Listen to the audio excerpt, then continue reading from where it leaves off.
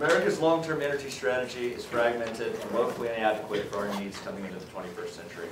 There are two glaring issues that a new energy policy needs to address, the first being greenhouse gas emissions. At some point, there will be a countrywide carbon tax, and polluting will soon become very expensive. Additionally, the consensus of the scientific community is that global warming has already begun. Reducing greenhouse gas emissions is pivotal for the future health of our planet. The second thing that a new policy would need to address is to increase America's energy independence. Currently, we spend billions and billions every year protecting our oil interests in the Middle East, and the rise of a belligerent Iran has made a historically unstable region even more unstable and nervous.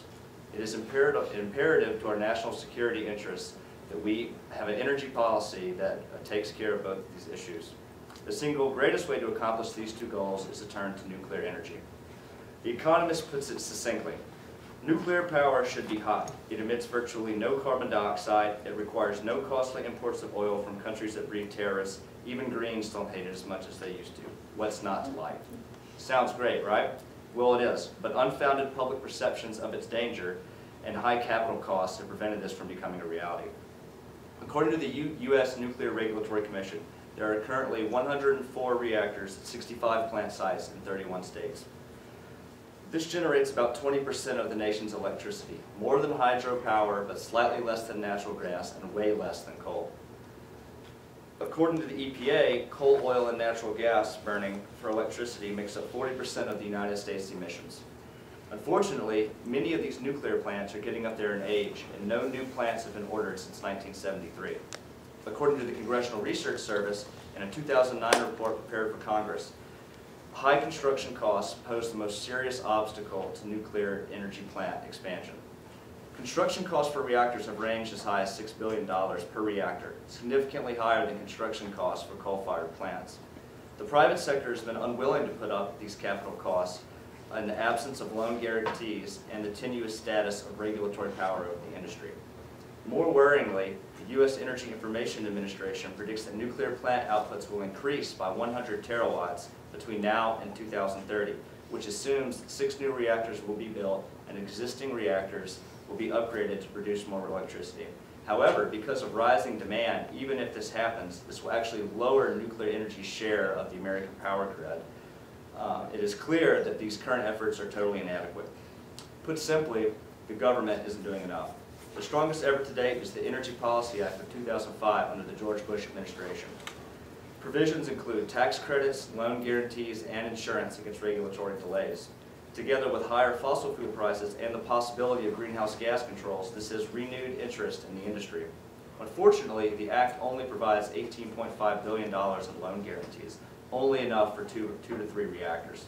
Loan guarantees are the most crucial element in securing financing from the private sector. Otherwise, funding is scarce.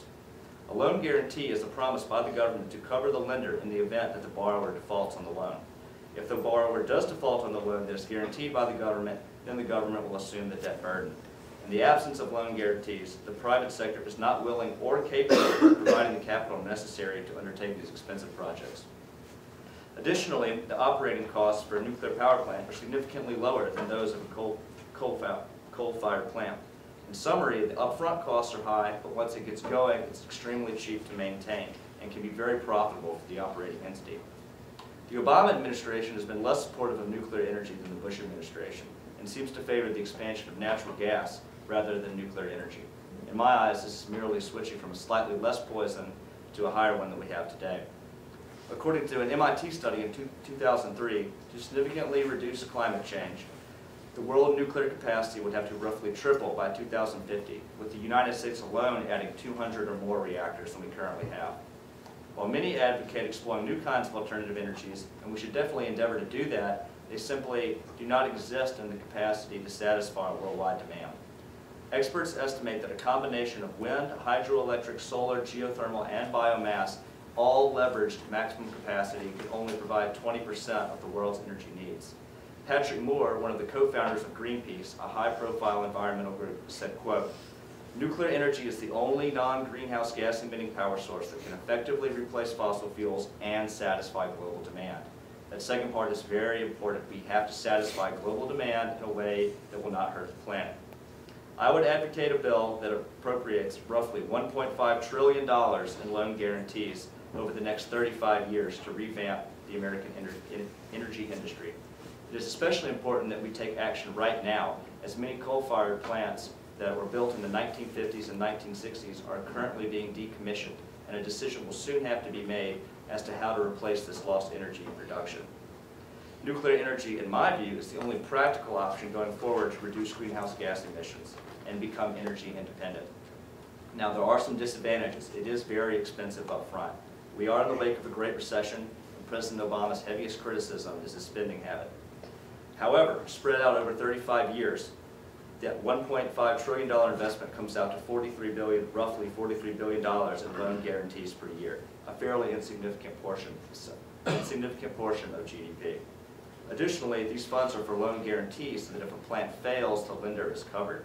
In many cases, these nuclear power plants will be successful and the loan guarantee will not even be needed. It is also criticized that nuclear power plants are not safe. In 2002, the Nuclear Regulatory Commission found that a nuclear power plant in Ohio, corrosion had nearly eaten through the steel reactor core around the reactors, and the radioactivity almost escaped into the atmosphere. Although nothing happened, the Government Accountability Office said it was the most serious incident since 3 Mile Island. However, the Regulatory Commission is doing its job. They fined the plant operators $5.5 million and indicted 3 of them by a federal grand jury. Detractors also point to 3 Mile Island and Chernobyl as examples of the safety issues of nuclear power plants. To begin, Chernobyl had an egregious set of safety measures. No plant or reactor in the United States, even at its very beginning, ever had anything close to the lack of safety measures that Chernobyl had. Additionally, 3 Mile Island, the most serious incident on American soil, was non-lethal.